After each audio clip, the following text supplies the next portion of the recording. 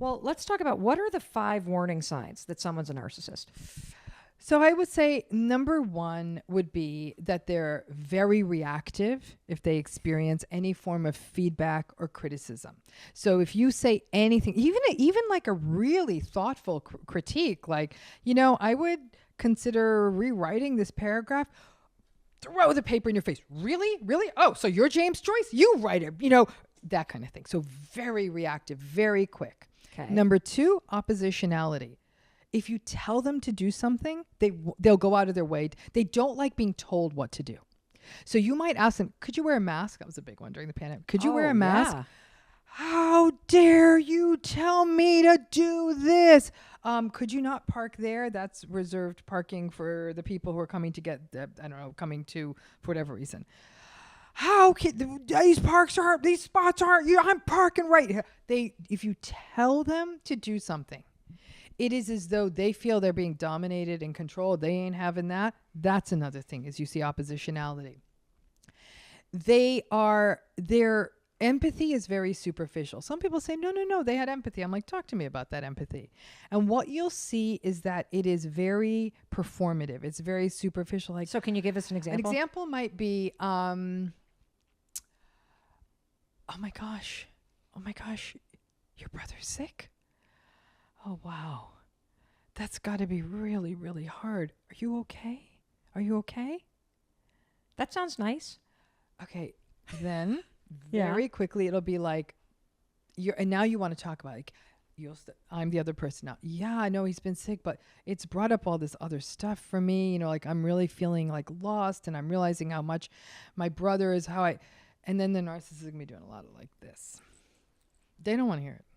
So they'll come in with, I always say this, narcissistic folks are great at thank you cards and thank you gifts, but they're really bad at true gratitude.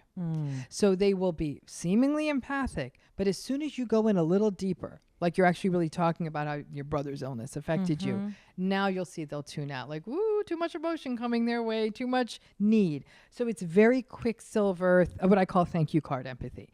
Like it'll seem so on point, but they're not really present with you. They'll cry at a movie, but when that same exact thing happens in their life, they're actually treating the other person badly, and they don't even connect the two. Like, you were just crying when that man beat someone in the story, and then yet you were threatening like, how do you not see? And they don't see it.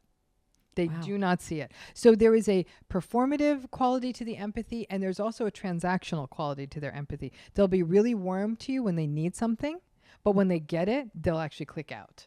And that's a really bad feeling, because you recognize, oh, they were just nice to me to get that thing. So I'd say it's this inconsistent, performative, sort of pseudo superficial empathy. That's another thing.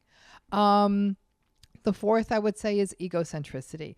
It's really hard for them to not hijack a conversation, interrupt people, and constantly make it about themselves. So even when somebody might say, I went abroad for my very first trip and it was amazing, and I went on an airplane and I did this and I did that, I got my first passport, like really sweet. It's so beautiful to hear people, and you just sort of drink it all in. The narcissistic person, give them like 3 minutes and they'll like, what airline did you take? Yeah, no, I take that airline. It's not that great. Oh, what hotel did you stay in? Like, oh, the hotel I'd recommend in Rome is this.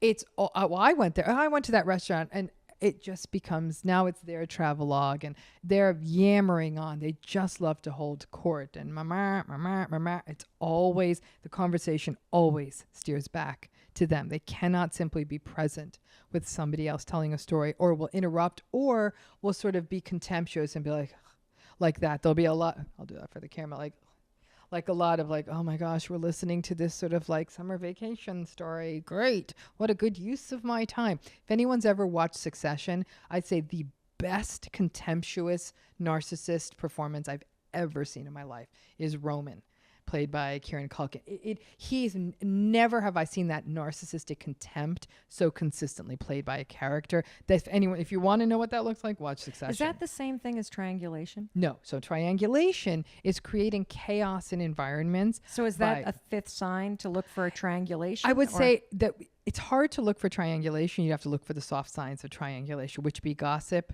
talking badly about other people, trying to get the goods on other people. So they're always trying to like sort of talk to me about this person, talk to me about that person. And then you'll come to find out they're doing the same thing about you to someone else. Yeah.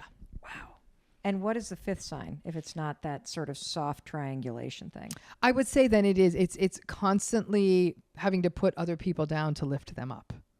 You know, oh yeah, he thinks he got the right Tesla. Pfft, yeah, that's just sort of the baseline model, or like, nobody stays on that side of that island. It's putting other people down, and it is contempt. I would wrap up contempt in that. Narcissistic people are notoriously contemptuous. It often comes out as snobbery, but it can even come out even like oh God, dude, like nobody's doing that, and like make fun of someone, and it can hurt the other person. And then what the narcissistic person will often do is they will then turn around and say, oh, I was just making a joke. So now if you react to it, it's a joke. But if you say something to them and you say it's just a joke, they'll still rage at you. And I'll throw in a sixth sign, or it could be 5A, is gaslighting.